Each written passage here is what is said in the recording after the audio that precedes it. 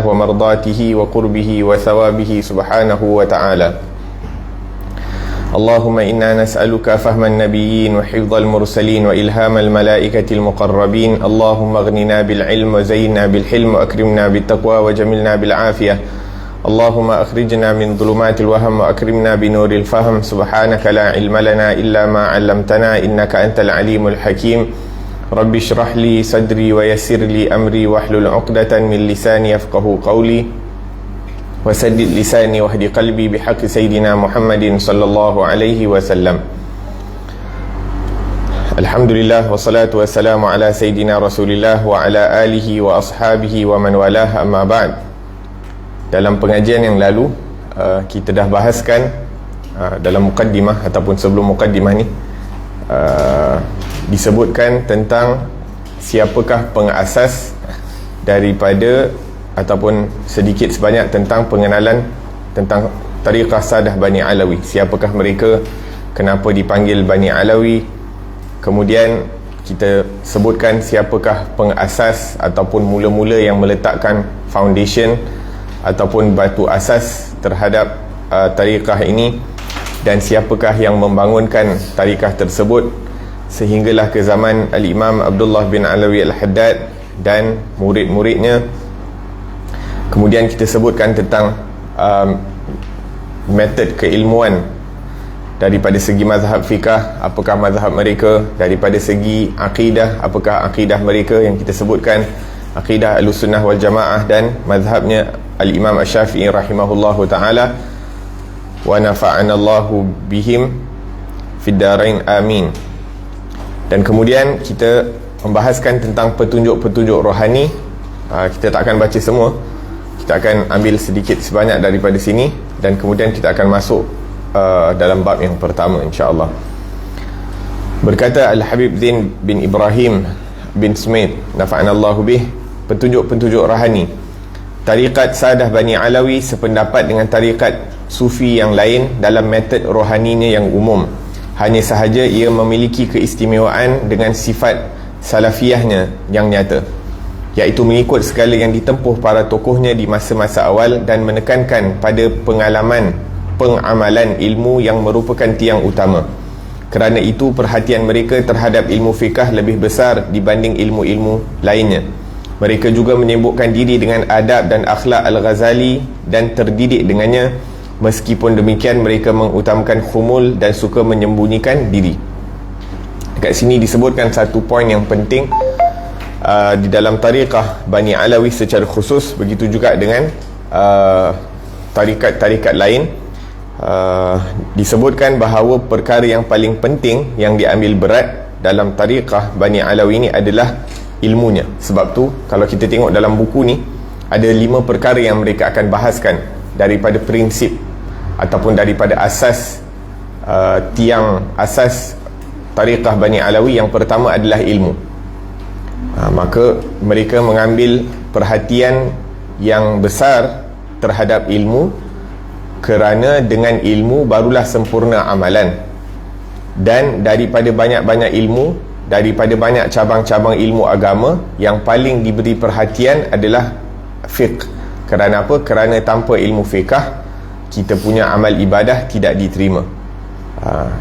Tanpa ilmu fiqh maka amal ibadah kita tidak diterima, iaitu obviously selepas ilmu akidah dan sebagainya. Tapi ilmu akidah ni tidak perlu didalami.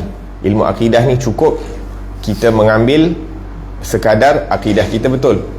Adapun ilmu fiqh, semakin dalam kita mempelajari ilmu fiqh, semakin sempurna, semakin teliti kita mampu untuk menyempurnakan ataupun melakukan ibadah kita kepada Allah Subhanahu wa ta'ala. Nah, kerana itu perhatian mereka terhadap ilmu fiqh lebih besar dibanding ilmu-ilmu lainnya. Mereka juga menyibukkan diri dengan adab dan akhlak Al-Ghazali dan terdidik dengannya, iaitu mereka sangat mengambil berat tentang kitab-kitab yang dikarang khususnya oleh Imam Ghazali dalam bidang at-tasawuf. Sebab tu kita tengok baca Bidayatul Hidayah, dan kita pun Alhamdulillah baru selesai bacaan kitab Bidayatul Hidayah. Begitu juga kitab Minhajul Abidin, begitu juga kitab Ihya Ulumuddin. Ini merupakan kitab-kitab yang mereka ambil berat, bukan hanya untuk pelajarinya, bahkan untuk mengamalkan dan menyebarkannya. Naam. Meskipun demikian, mereka mengutamakan khumul dan suka menyembunyikan diri. Khumul ni apa? Khumul ni orang yang tidak suka zahir, tak suka dikenali. Walaupun ilmu mereka hebat, walaupun amalan mereka hebat, tapi mereka lebih suka untuk tidak dikenali orang, tak suka menzahirkan diri. Pada mereka, lagi orang tak kenal lagi bagus. Ini antara ciri-ciri tariqah Bani Alawi. Kemudian disebut di sini secara umum tarikat ini adalah sebagaimana yang digambarkan oleh Al-Imam Al-Habib Tahir bin Husain bin Tahir, wafat pada tahun 1241 Hijrah, dalam sebuah karya yang ditulisnya dalam mengenalkan tarikat ini sebagai berikut: mengukuhkan akidah Ahlus Sunnah wal Jamaah, iaitu para pendahulu umat yang saleh dari kalangan sahabat, tabi'in dan tabi'in, mengenal hukum-hukum wajib, mengikut jejak langkah dalam segala hal ihwal Nabi SAW sebagaimana telah diberitakan, dan berpegang pada adab syar'i, iaitu tata cara yang dianut oleh keluarga Ba'alawi dari generasi ke generasi sampai kepada Nabi SAW. Salah seorang daripada kira ulama ataupun orang alim dalam tokoh Bani Alawi yang bernama Habib Tahir bin Husain bin Tahir, beliau mengatakan, ya, ini yang pertama sekali mengukuhkan akidah Ahlus Sunnah wal Jamaah, ya, ini make sure dia punya akidah tu betul. Kemudian mengenal hukum-hukum wajib, iaitu fiqah. Kemudian mengikut jejak langkah Nabi SAW. Ni jelas, ya, ini cara untuk kita nak sampai kepada Allah, cara untuk kita mendapat kecintaan daripada Allah adalah dengan mengikut sebanyak mungkin daripada sunnahnya baginda Rasulullah SAW, daripada perkataannya baginda, daripada perbuatannya baginda, daripada adabnya baginda, daripada akhlaknya baginda Rasulullah. Semakin banyak kita mengikut daripada adab dan akhlaknya Rasulullah SAW, semakin dekat kita dengan beliau dan semakin kita dicintai oleh Allah Subhanahu wa taala. La ilaha illallah. Naam. Kemudian dengan ungkapan yang lebih khusus, Al-Imam Abdul Rahman bin Abdullah Bil-Faqih, beliau merupakan salah satu daripada anak murid Al-Imam Abdullah bin Alawi Al-Haddad. Beliau mengatakan, salah satu tarikat sufi yang dasarnya adalah kitabullah dan sunnah Rasulullah. Dia punya prinsip asas adalah Al-Quran dan sunnah. Induknya adalah penyaksian bahawa segala anugerah berasal dari Allah Subhanahu wa taala, iaitu mengikuti nas dengan cara pandang khusus dan memurnikan pokok untuk mendekati pencapaian ma'rifah. Secara lahiriah, tarikat ini adalah ilmu-ilmu agama dan amal perbuatan. Secara batiniyah adalah mewujudkan maqamat, iaitu kedudukan spiritual dan ahwal, keadaan spiritual, dan secara adab adalah menjaga rahasia dan cemburu bila rahasia terbongkar. Nah, basically awal-awal tu lebih kurang sama, berpegang dengan Al-Quran dan Sunnah. Berpegang dengan Al-Quran dan Sunnah bukan bermakna kita pandai-pandai sendiri ambil, tapi maksudnya kita mengikut para ulama yang ada kemampuan mengambil hukum hakam, memahami daripada Al-Quran dan Sunnah, dan merasakan bahawa setiap perkara yang kita diberi taufik untuk melakukannya berasal daripada Allah. Naam. Dan berusaha untuk mencapai ma'rifah, iaitu nak mengenal akan Allah Subhanahu wa taala. Secara zahir, ianya adalah ilmu agama dan amal ibadah. Secara batin adalah untuk mendapatkan kedudukan di sisi Allah Subhanahu wa taala, dan secara adab adalah menjaga rahasia. Rahasia ni apa? Pemberian-pemberian yang Allah Subhanahu wa taala berikan kepada kita, yang ini tidak diceritakan kepada orang lain. Kadang-kadang sama ada daripada kelazatan ibadah ataupun apa-apa pemberian yang diberikan oleh Allah Subhanahu wa taala, hasil ataupun buah daripada ilmu dan ibadah tidak dikongsikan secara umum. Ini apa yang ada tu kita, maksudnya kita tak nak dikenali. Oh, masya-Allah orang ni sebab ibadah dia, sebab mujahadah dia dapat ni. Tak ada. Yang ni macam biasa, buat anggap macam benda tu tak berlaku. Yang ni kita jaga rahasia. Sebab tu dikatakan bahawa kalau kita tak boleh nak jaga rahasia, bagaimana Allah akan berikan rahasia kepada kita? Maksudnya rahasia yang kecil-kecil daripada perkara dunia ni kita tak boleh simpan. Bagaimana kita nak dapat nak diamanahkan dengan diberikan rahsia-rahsia yang lebih besar di sisi Allah Subhanahu wa taala.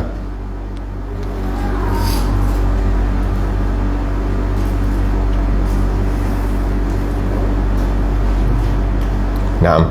Di antara ucapan Al-Allamah Al-Habib Abdullah bin Umar bin Yahya mengenai tariqah ini adalah, kesimpulannya, tariqat ini adalah membahagi waktu dengan amalan-amalan salih disertai kesempurnaan dalam meneladani pemimpin dari para pemimpin, yakni Rasulullah sallallahu alaihi wasallam.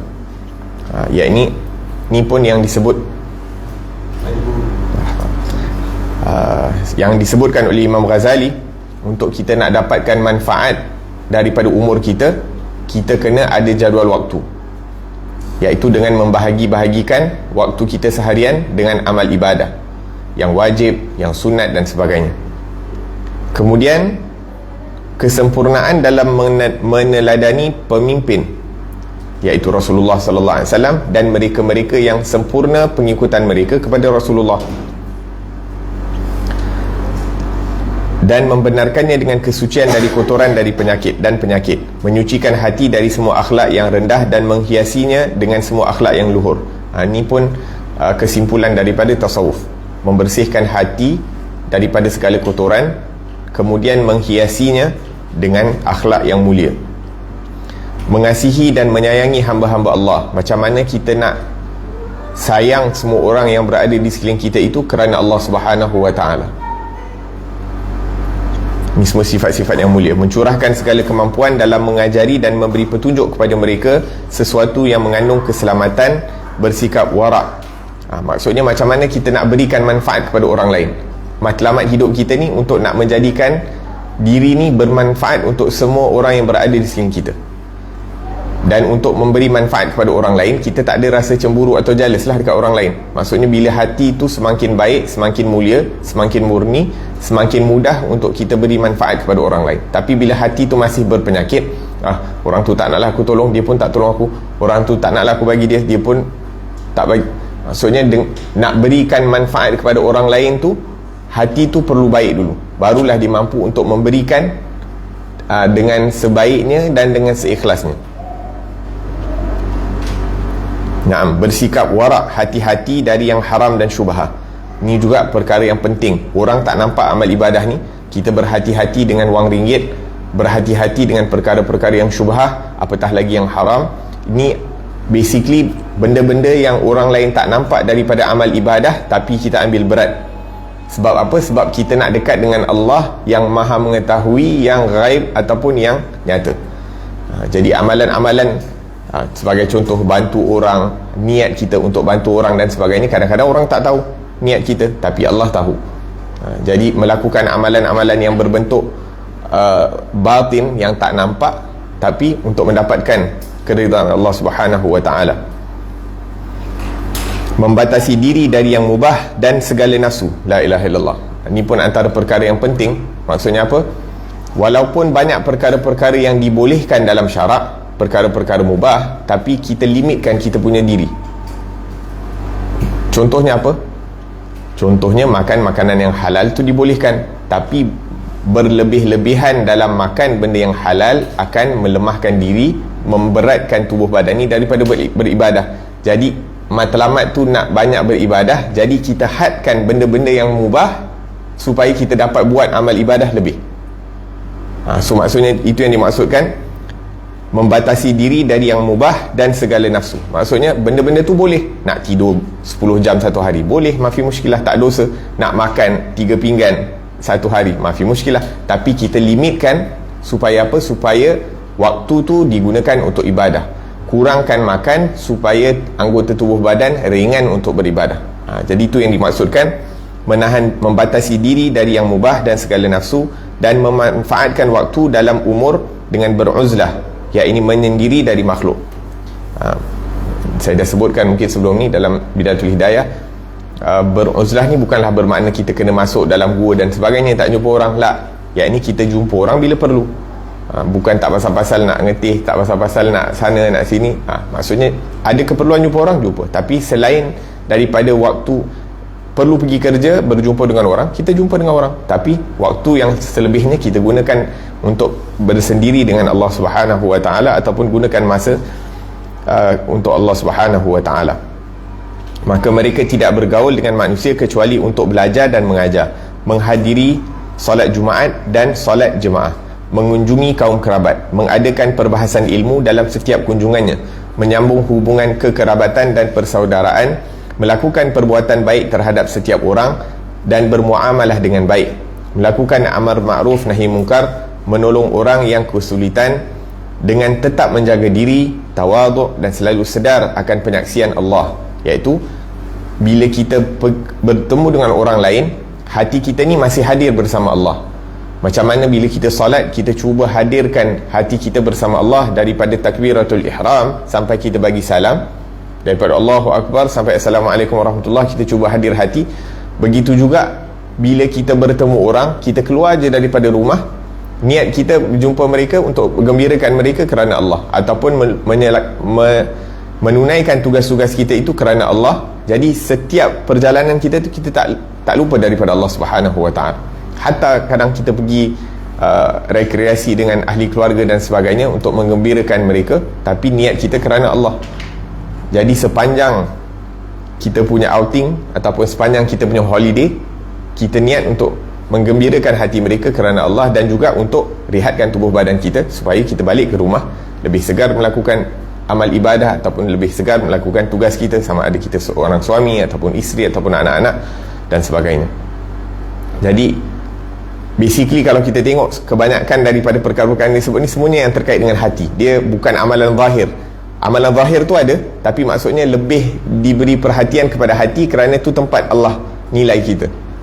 Kita buat, kita jaga duit kita keluar masuk kerana Allah, kita buat baik kepada orang kerana Allah, kita berada di luar berjumpa dengan orang pun kerana Allah. Jadi semua benda tu yang terkait dengan zahirnya terkait dengan manusia, tapi dalam hati tu lebih kepada Allah Subhanahu Wa Taala.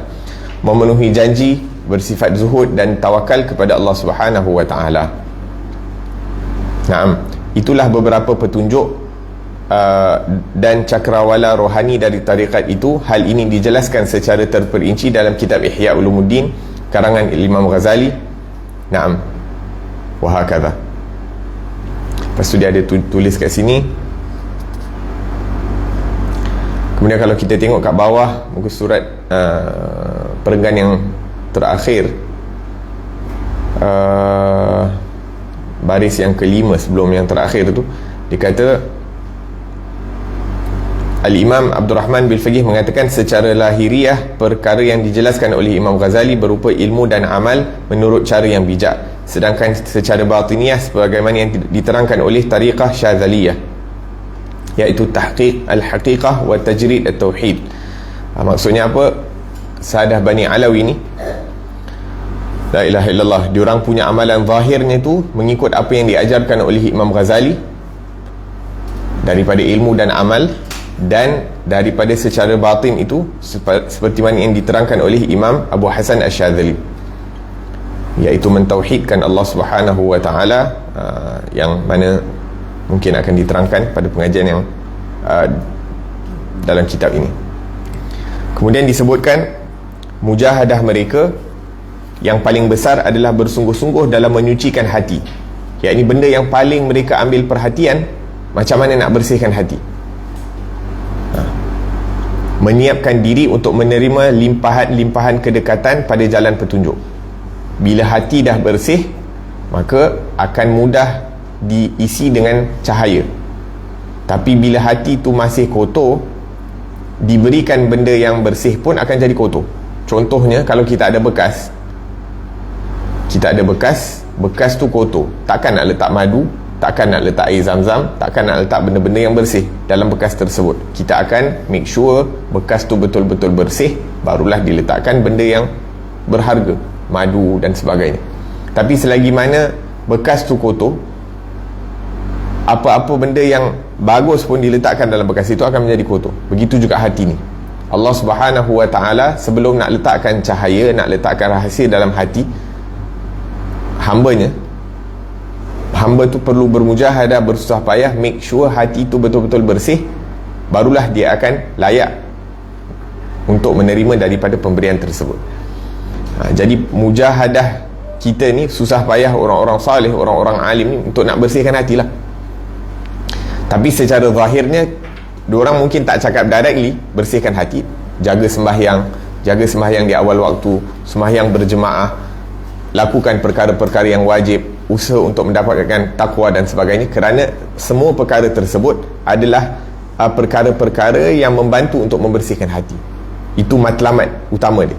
Dia punya main aim tu untuk bersihkan hati sehingga kita dapat pandangan rahmat daripada Allah Subhanahu Wa Taala. Tapi usaha nak sampai ke situ adalah dengan melakukan segala perintah Allah, walaupun tak adalah kita nak dengar khatib solat Jumaat nak cakap pasal hati dan sebagainya, tak ada. Diorang akan cakap pasal benda-benda yang fardu, lakukan perkara-perkara yang fardu, tinggalkan perkara-perkara yang haram dan sebagainya, kurangkan daripada melakukan perkara-perkara yang makruh, perbanyakkan daripada melakukan amalan-amalan sunat, kerana kesemuanya itu akan membantu untuk membersihkan hati dan ultimately untuk mendapatkan keridaan dan kecintaan daripada Allah Subhanahu Wa Taala, dan mendekatkan diri kepada Allah Subhanahu Wa Taala dengan setiap pendekatan dalam persahabatan dengan orang-orang yang mendapat petunjuk. Maksudnya mujalasatus salihin, duduk dengan orang-orang salih, yang mana dengannya kita akan mendapat semangat untuk melakukan apa yang mereka lakukan. Naam. Okey, lepas ni kita boleh skip banyak. Lepas ni dia cerita tentang perjalanan dakwah tariqah Bani Alawi, bagaimana mereka daripada kota Hadramaut, Yaman, meninggalkan kampung halaman mereka untuk berdakwah. Sebahagian daripada mereka berniaga, sebahagian daripada mereka berniaga dan pada waktu yang sama berdakwah. Mereka pusing Malaysia, Burma, Indonesia, Filipina, Sri Lanka, sebahagian daripada benua Afrika dan sebagainya. Tu kita boleh baca sendiri. Sehingga tersebarnya tariqah Bani Alawi ataupun tersebarnya agama Islam dengan cara yang mereka amalkan. Kesemua tarikat-tarikat yang berada di atas muka bumi ni, dia punya aim satu, untuk sampaikan manusia kepada Allah Subhanahu Wa Taala. Cuma cara untuk nak sampai kepada Allah berbeza. Itu saja. Cara nak sampai kepada Allah tu berbeza, maka setengah orang serasi dengan cara yang macam ni, setengah orang serasi, selagi mana ianya berada dalam batasan syariah yang dibawa oleh Nabi Muhammad sallallahu alaihi wasallam, maka itu dibolehkan.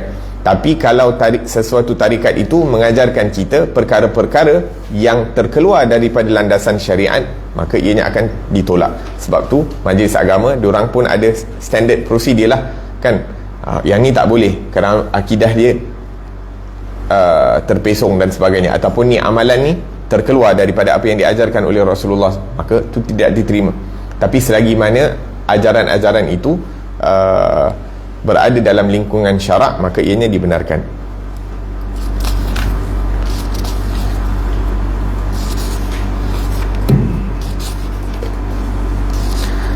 Lepas tu tentang kitab ini pun kita skip. Dia akan sebutkan tentang metod penyusunan dan sebagainya. Kita masuk muka surat yang pertama, bukan muka surat pertama, mukaddimah pun kita skip. Mukaddimah ni panjang juga, kita boleh baca sendiri kalau nak. Kebanyakannya pun berkenaan dengan tariqah, jadi kita boleh skip. Kalau nak tahu lebih lanjut boleh baca. Kalau ada soalan boleh tanya.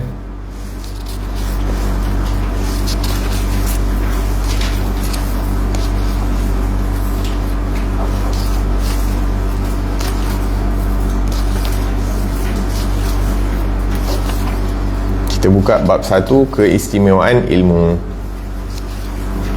muka surat 3.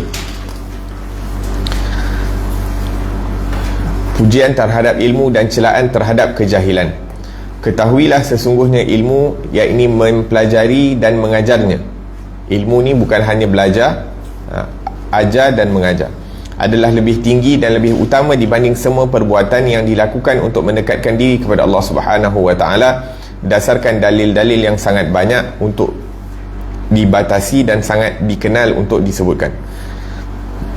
Iaitu dalil keutamaan dan kemuliaan ilmu ni sangat banyak, sehingga kalau nak sebutkan semuanya tak cukup. Jadi hanya disebutkan sebahagian daripadanya. Antaranya ayat Al-Quran, Allah Subhanahu wa ta'ala menyatakan bahawasanya tidak ada Tuhan yang berhak disembah melainkan Allah yang menegakkan kebenaran. Para malaikat dan orang-orang yang berilmu juga menyatakan yang sedemikian itu. Tidak ada Tuhan yang berhak disembah selain Dia yang maha perkasa lagi maha bijaksana. Maksudnya apa? Allah Subhanahu wa ta'ala, para malaikat dan orang-orang yang berilmu ini menegakkan kebenaran. Nak menunjukkan betapa hebatnya orang-orang yang berilmu. Mereka melakukan perkara-perkara yang dilakukan oleh Allah dan juga para malaikat, iaitu dalam erti kata menegakkan kebenaran sesuai dengan keagungan Allah Subhanahu wa ta'ala dan kemuliaannya. Allah Subhanahu wa ta'ala memulai dengan dirinya sendiri, kemudian dengan para malaikatnya, dan selanjutnya para ahli ilmu. Cukuplah itu sebagai kemuliaan dan kebanggaan bagi mereka, bagi orang-orang yang berilmu. Dalam ayat lain Allah Subhanahu wa ta'ala berfirman, katakanlah, adakah sama orang-orang yang mengetahui dengan orang-orang yang tidak mengetahui? Sesungguhnya orang yang berakallah yang dapat menerima pelajaran. Beza orang-orang yang ada ilmu dengan orang yang tidak ada ilmu di sisi Allah Subhanahu wa ta'ala. Tapi kalau kita tengok ayat ini, sebelum tu dimulakan dengan amman huwa qanitun ana al-laili sajidan wa qa'iman yahdharul akhirata wa yarju rahmata rabbih. Permulaan daripada ayat ini Allah mengatakan bahawa adakah sama orang-orang yang bangun malam dalam keadaan berdiri dan sajidan wa qa'iman, dalam keadaan sujud dan berdiri, yahdharul akhirah, takut akan negeri akhirat dan mengharapkan pemberian Allah Subhanahu wa ta'ala. Ini sifat orang yang ada ilmu. Dia bangun malam, dia takut kepada Allah, dia mengharapkan anugerah daripada Allah Subhanahu wa ta'ala. Maksudnya orang yang berilmu itu bukan ilmu lisan, bukan hanya mengetahui firman Allah, mengetahui sabdaan Rasulullah, tapi dia tak amalkan. Itu tak bermakna lagi dia berilmu. Orang yang berilmu yang sebenarnya adalah orang yang mengamalkan daripada ilmu tersebut. Artinya mereka tidak sama selamanya, tidak di dunia dan tidak pula di akhirat. Allah memberi kelebihan darjat yang banyak bagi orang yang berilmu dibanding yang tidak berilmu. Maka tidak mungkin ada kesamaan antara para ulama yang mengamalkan ilmunya dengan orang-orang yang jahil. Allah Subhanahu wa ta'ala juga berfirman, nescaya Allah akan meninggikan orang-orang yang beriman di antara kalian dan orang-orang yang diberi ilmu pengetahuan beberapa darjat. Sebuah keterangan daripada Abdullah bin Abbas menyebutkan Allah mengangkat darjat para ulama di hari akhirat dengan 700 darjat dibanding orang mukmin yang lain. Sedangkan darjat antara darjat yang satu dengan darjat yang lain adalah sejauh 500 tahun perjalanan. Sejauh perjalanan 500 tahun. Orang yang berilmu dengan orang biasa, orang Islam biasa, orang yang beriman biasa, yang tidak ada ilmu dengan orang yang berilmu dan mengamalkan ilmunya, itu beza dia 700 darjat dekat akhirat nanti, dekat syurga. Dan beza satu darjat dengan darjat yang lain sejauh perjalanan 500 tahun.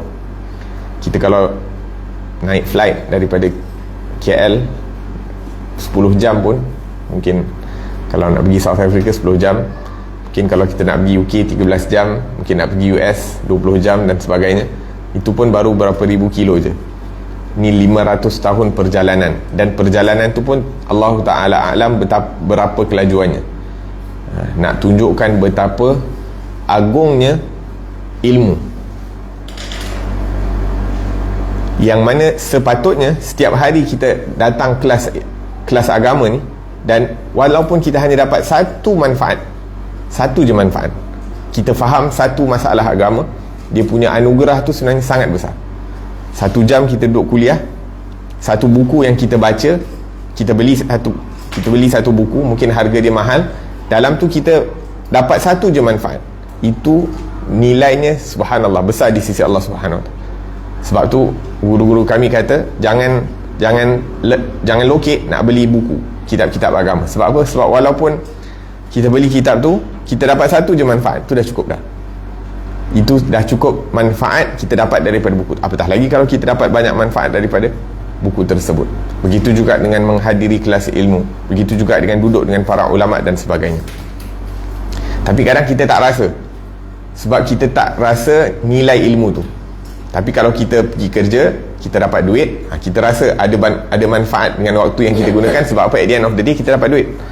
Tapi bila kita duduk kelas agama, kadang-kadang kita tak nampak dia punya benefit.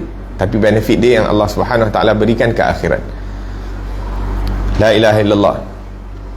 Saya penulis iaitu Habib Zain bin Ibrahim bin Smith katakan bahawa keutamaan itu adalah kerana ilmu merupakan dasar ibadah dan sumber kebaikan, sebagaimana kejahilan merupakan pangkal setiap keburukan dan asal semua bencana ataupun kemudaratan. Al-Imam Al-Habib Abdullah bin Alwi Al-Haddad mengatakan kejahilan adalah asal setiap keburukan dan sumber segala bahaya. Kejahilan dan orang yang memilikinya termasuk dalam sabda Nabi sallallahu alaihi wasallam, dunia itu terlaknat juga yang berada di dalamnya, kecuali berzikir kepada Allah dan yang terkait dengannya, orang alim serta orang yang mempelajari ilmu. Yang ini selain daripada apa yang disebutkan adalah dilaknat, kecuali orang yang berzikir kepada Allah ataupun yang apa-apa perantaraan untuk kita dapat berzikir kepada Allah, dan juga orang yang berilmu, orang alim dan juga orang yang mempelajari ilmu. Sayyidina Ali radhiyallahu anhu mengatakan tidak ada musuh yang lebih membahayakan dibandingkan kebodohan, dan seseorang adalah musuh dari ketidaktahuannya.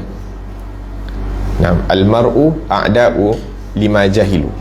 Seseorang itu akan menjadi musuh kepada orang yang dia tidak kenal. Macam di alam biasa pun kan, kita tak kenal orang tu kita rasa strange, tapi bila dah kenal kita okey. Kadang nampak orang tu garang, tapi bila dah kenal okey. Kadang nampak orang tu macam sombong, tapi bila dah kenal okey. Wah kata.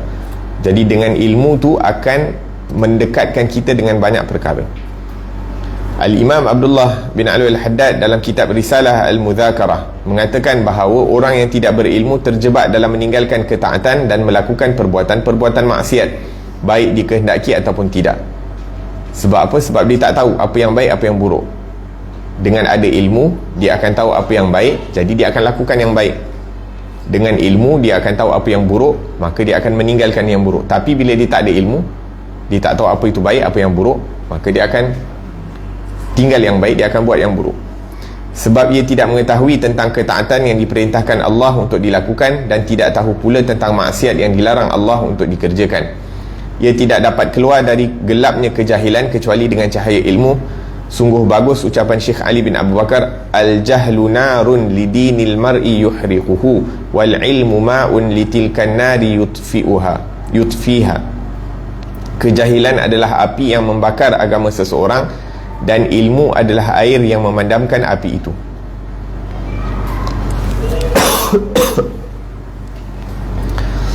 Sayyidina Al-Arif Billah Umar bin Sagaf As-Sagaf mengatakan, ketahuilah bahawa ilmu mengangkat yang rendah, sedangkan kejahilan menurunkan yang tinggi. Barang siapa yang nasabnya mulia tetapi kejahilan menggelapkan kemuliaannya, maka keadaannya menjadi rendah dan kedudukannya akan ditempatkan bersama orang-orang jahil. Maka tidak ada kehidupan melainkan orang-orang berilmu, dan tidak ada kematian melainkan untuk orang-orang jahil. Sebagaimana dikatakan, wa fil jahli qabla al-mauti mautun li ahlihi fa ajsaduhum qabla al-quburi quburu wa innal mar'a lam yahya bil ilmi mayyitun wa laysa lahu hatta an-nushuri nushuru. Dalam kejahilan, kematian sebelum pemiliknya mati. Maksudnya disebabkan kejahilan tu, dia dianggap sebagai seorang yang mati. Jasad mereka kuburan sebelum masuk ke dalam kubur.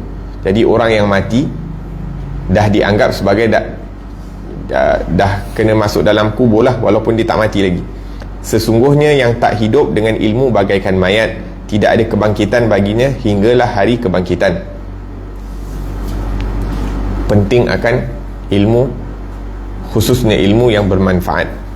Jadi dalam ilmu terdapat kehidupan yang abadi, dan kejahilan, dan dalam kejahilan terdapat kematian yang abadi. Dalam sebuah syair dikatakan, laisa man mata fastaraha bimayyitin innamal mayyitu mayyital ahya'i. Bukanlah yang mati lalu beristirahat itu mati, sesungguhnya mati adalah kehidupan yang mati.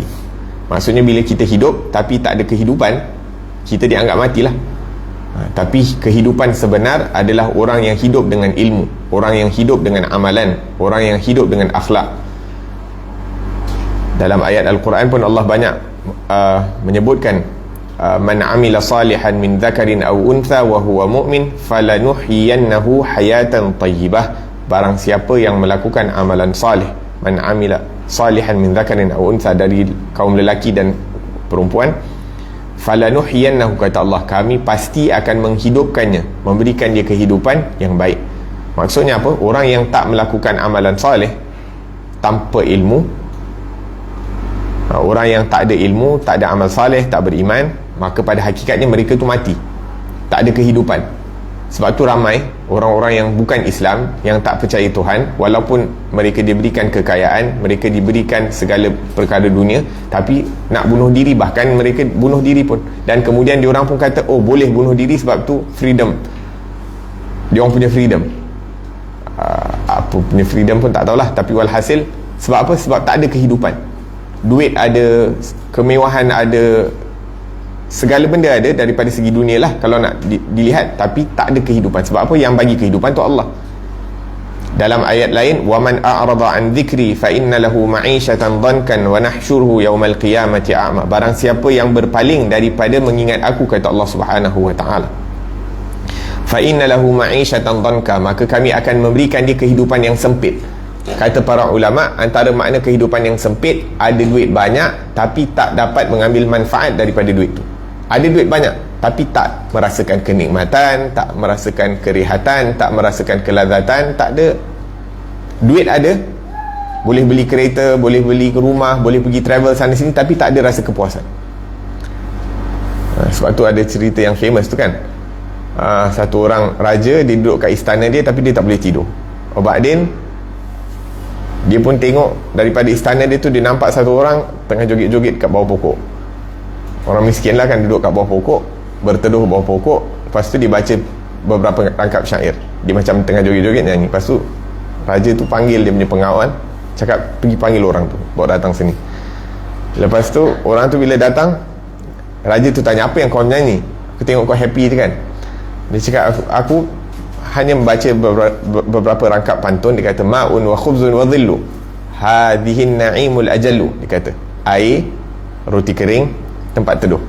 Hadhihin na'imul ajallu, ni merupakan nikmat-nikmat yang luar biasa.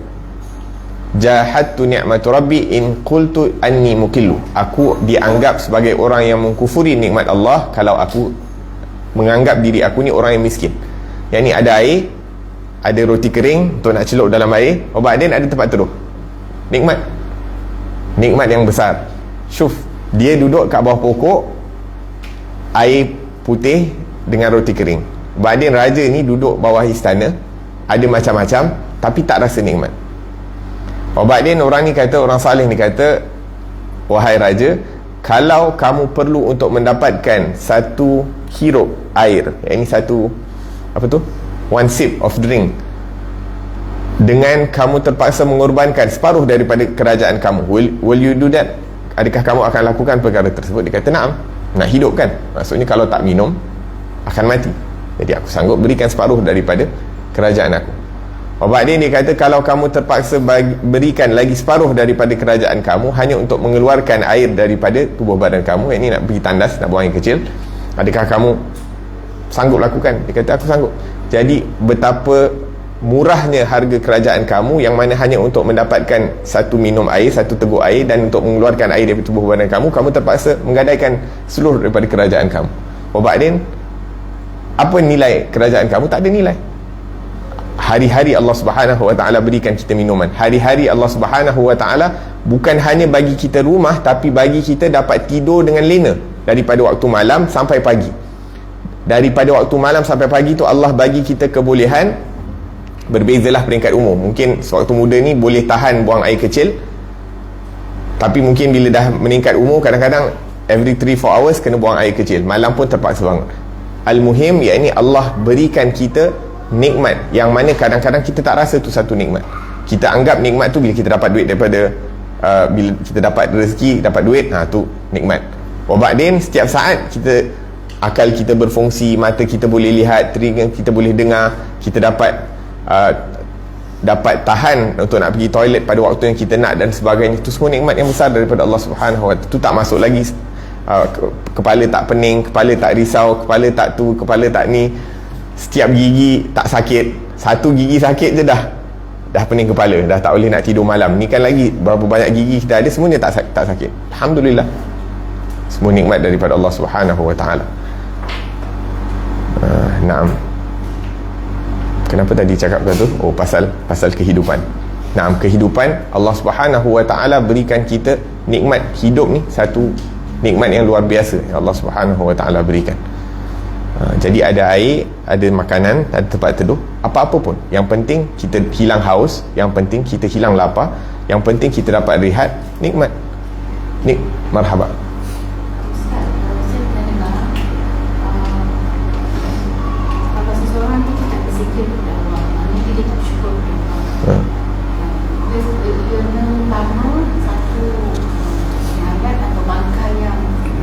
Bergerak.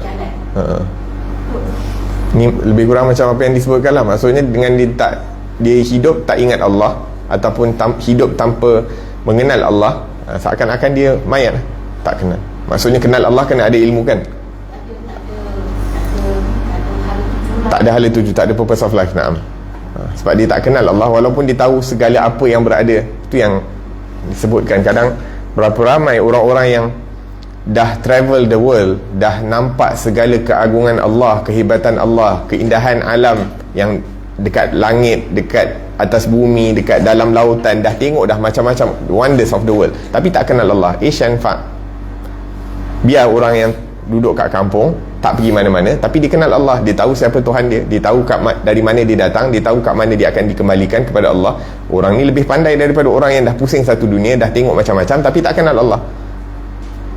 Maka ilmu tu, ilmu yang bermanfaat, yang paling utama adalah kenal Allah, tahu banyak benda. Sebab tu dalam Al-Quran setiap malam kita baca, wa qalu law kunna nasma'u aw na'qilu ma kunna fi ashabis sa'ir. Kalau kami mendengar dan kalau kami menggunakan akal fikiran kami tak akan berada di dalam sa'ir, iaitu api nerakanya Allah Subhanahu wa ta'ala.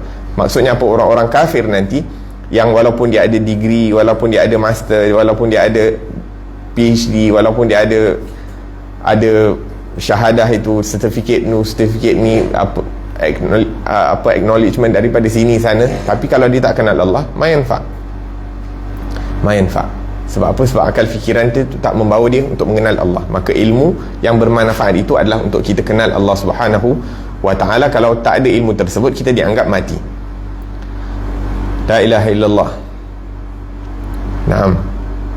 Maksudnya adalah orang yang mati kerana kejahilan dan jauh dari Allah. Itulah mayat yang sebenarnya, sekalipun bentuk dan fiziknya hidup. Seorang salaf mengatakan sebaik-baik anugerah adalah akal dan seburuk-buruk musibah adalah kejahilan, iaitu tidak menggunakan akal fikiran.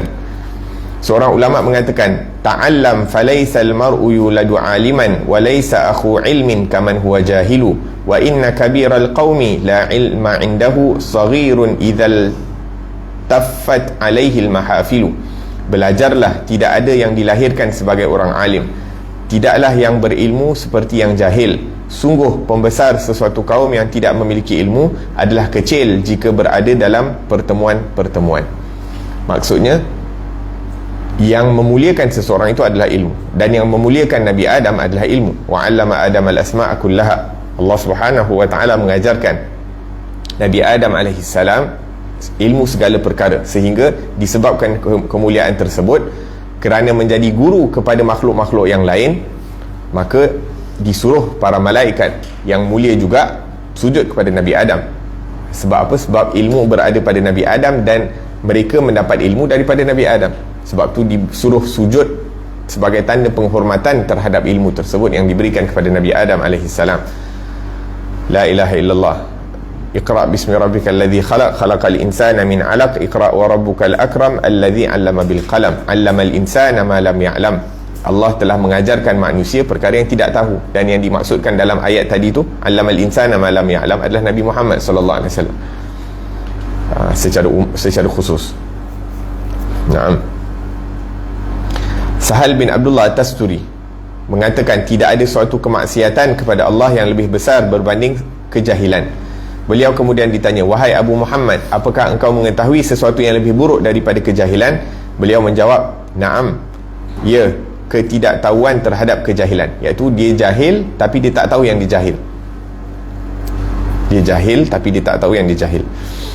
Saya, iaitu Habib Zain bin Ibrahim bin Smith, mengatakan hal itu sebagaimana yang dikatakan oleh Imam Ghazali, kerana ketidaktahuan terhadap kejahilan menutup rapat pintu belajar. Bila orang tak tahu yang dia tak tahu, dia tak akan belajar. Tapi kalau dia tahu yang dia tak tahu, at least dia akan belajar. Ni dia tak tahu yang dia tak tahu, jadi dia rasa macam dia pandai, tapi sebenarnya dia tak pandai. Sebab dia, bila dia nak belajar, dia tak akan boleh nak belajar sebab dia rasa dia pandai, tapi dia tak tahu yang dia tak pandai. Seseorang yang menyangka dirinya alim, mana mungkin akan belajar. Demikian pula yang paling utama digunakan untuk ketaatan kepada Allah adalah ilmu, dan pangkal ilmu adalah pengetahuan tentang ilmu, sebagaimana pangkal kejahilan adalah ketidaktahuan terhadap kejahilan. Sebab tu tak ada orang alim yang akan menganggap dirinya alim. Wa fawqa kulli dhi ilmin alim, sebab atas daripada orang yang berilmu itu ada orang yang lebih berilmu. Seperti mana yang kita sebutkan tentang adab guru dengan murid dalam kitab Bidayatul Hidayah. Apabila Nabi Allah Musa alaihi salam dapat tahu bahawa ada orang yang mempunyai ilmu yang dia tak ada, dia nak pergi belajar. Nabi Khidir alaihi salam, dia nak tahu, nak pergi berjumpa, nak cuba belajar daripada ilmu tersebut. Sebab apa? Sebab dia rasa dia haus akan ilmu. Dan makin kita belajar, makin kita rasa kita tak tahu. Makin banyak kita belajar, makin banyak kita rasa yang kita ni tak tahu.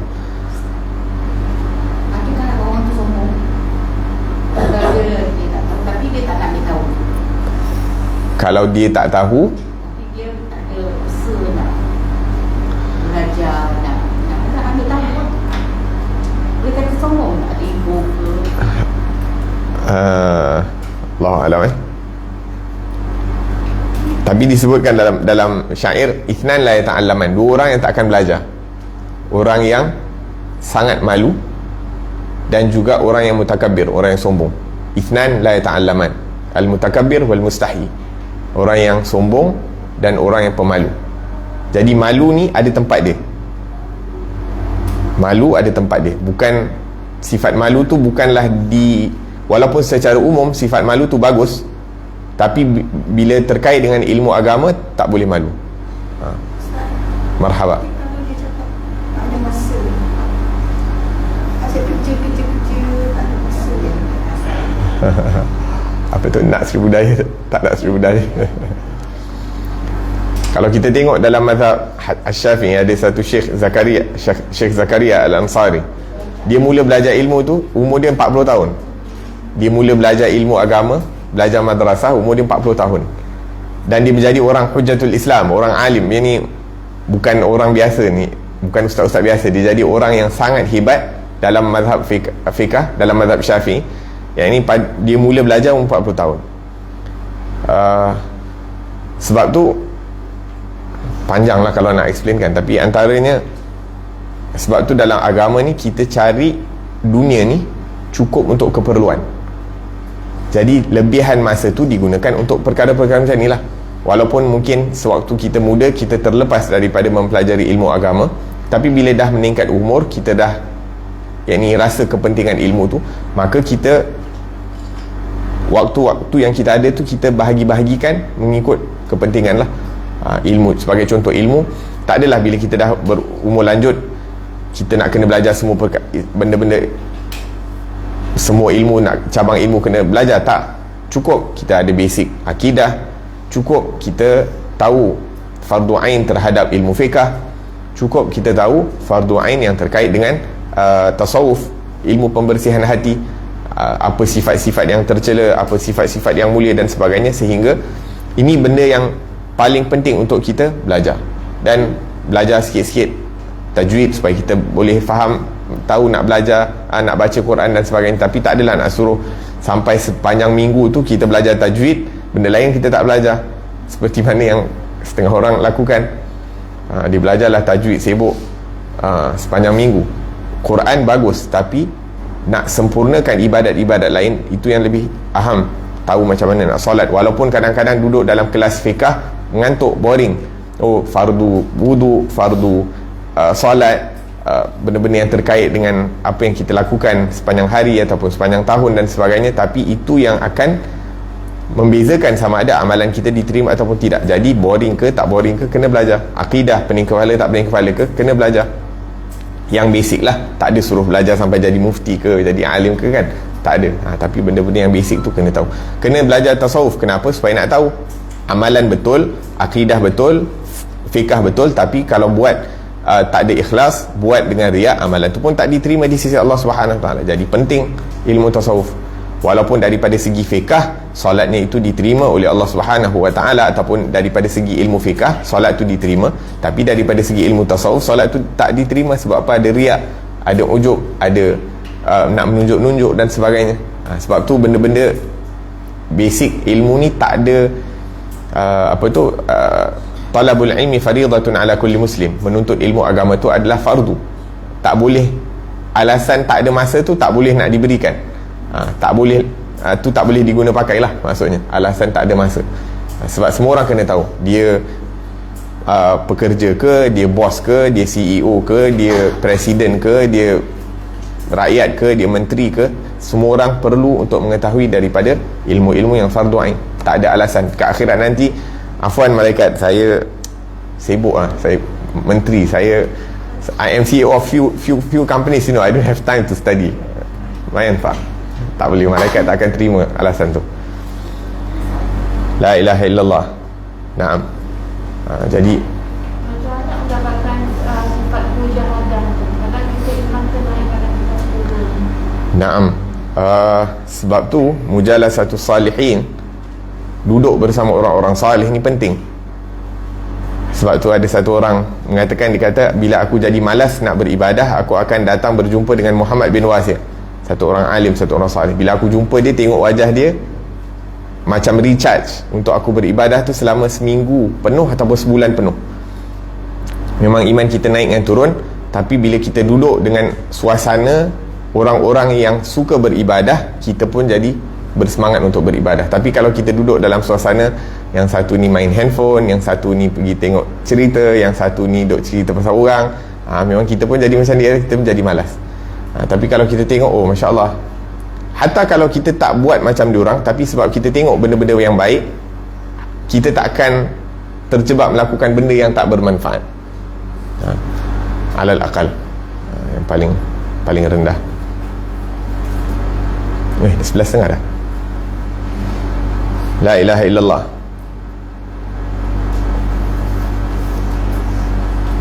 Naam, kat mana tadi? Demikian pula yang paling utama yang untuk digunakan untuk ketaatan kepada Allah adalah ilmu. Sebab tu semakin pandai ataupun semakin tajam pemikiran satu orang itu, semakin sempurna ibadah dia. Kita sekarang ni biasanya hantar anak-anak belajar madrasah yang mungkin terlampau nakal ataupun yang tak pandai, maaf cakap lah. Tapi yang lebih utamanya adalah macam mana kita nak, kalau kita tengok anak kita ni pandai, kita nak dia belajar agama supaya apa? Supaya dia boleh menjadi orang-orang yang memberi banyak manfaat kat agama. Walaupun kita kurang pandai ataupun tak sharp, tapi masih lagi mendatangkan manfaat. Tapi lagi best kalau orang-orang yang pandai ni dihantar kat madrasah belajar betul-betul. Macam kita tengok Imam Ghazali rahimahullah, subhanallah, luar biasa kepandaian ni, brilliant. Dia punya brilliant, punya pandai itu luar biasa. Sampai antara yang dia cakap tu, antara yang macam kita tahu, bila dia mengajar tu, kurang lebih 300-400 orang alim duduk dalam majlis pengajian dia. Yang pakai serban, yang duduk pakai serban depan-depan dia ni semua orang alim yang mengajar. Ini hebatnya Imam Syafi'i, Imam Ghazali rahimahullah ta'ala, wa hakadha. Maksudnya kita, kalau kita pasang niat, mungkin kita terlepas di waktu muda untuk nak jadi orang alim, kita niatkan, mungkin anak kita, mungkin cucu kita, macam mana kalau nak kita, kita latih dia daripada kecil. Supaya apa? Supaya jangan lalai daripada perkara-perkara dunia dengan gadget dan sebagainya, sehingga akal fikiran jadi lemah. Kita nak train dia jadi hebat, supaya apa? Supaya dia dapat jadi orang-orang yang dapat membantu daripada agamanya Allah, menyebarkan daripada sunnahnya Rasulullah sallallahu alaihi wasallam. Dengan ada orang-orang yang macam ni, ibadah dia orang akan lebih sempurna. Sebab apa? Orang yang kuat ingatan dia akan ingat banyak masalah. Kalau solat macam ni, amalan-amalan sunat dalam solat ada banyak. Jadi orang yang kuat ingatan dia, makin banyak sunat, amalan-amalan sunat dalam solat ni boleh diamalkan. Tapi kalau kita belajar ada 10, tapi bila tutup buku yang ingatnya 3 je. Kita amal 3, yang kita ingat 3, yang mungkin kita amalkan pula 1 atau 2. Sebab tu sebahagian ada sekali tu, satu orang nak ditolak jadi imam, ditanya siapa yang hafal paling banyak perkara-perkara sunat dalam solat. Ada yang mengatakan 500, ada yang mengatakan 1000, ada yang mengatakan, maksudnya orang yang layak untuk jadi imam ni orang yang paling hebat ilmu dia. Bukan untuk nak menunjuk kepada orang lain lah, tapi maksudnya nak mengatakan imam yang paling sempurna adalah orang yang paling banyak mengamalkan daripada sunnah-sunnah dalam sembahyang dan sebagainya. Allah Ta'ala alam. Moga-moga apa yang disampaikan, apa yang kita baca ni mendatangkan manfaat untuk kita.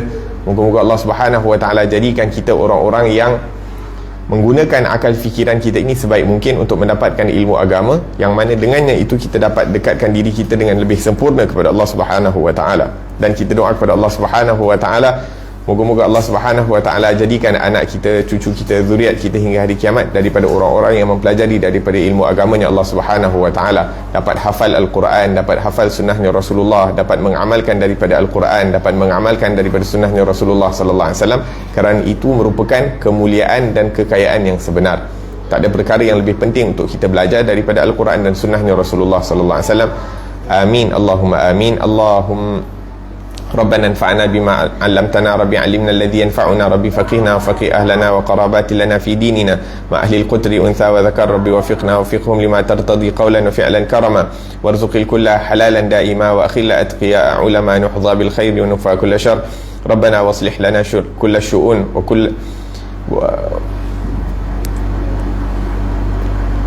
واقض عنا كل الديون قبل أن تأتينا رسل المنون واغفر واستر أنت أكرم من ستر وصلاة الله تغشى المصطفى من إلى الحق دعانا والوفاء بكتاب فيه للناس شفاء وعلى الآل الكرام شرفاء وعلى الصحب المصابيح الغرار اللهم اهدنا بهداك وجعلنا ممن يسارع في رضاك ولا تولنا وليا سواك ولا تجعلنا ممن خالف أمرك وعصاك وحسبنا الله ونعم الوكيل ولا حول ولا قوة إلا بالله العلي العظيم وصلى الله على سيدنا محمد وعلى آله وصحبه وسلم والحمد لله رب العالمين والعفو منكم والسلام عليكم ورحمة الله وبركاته.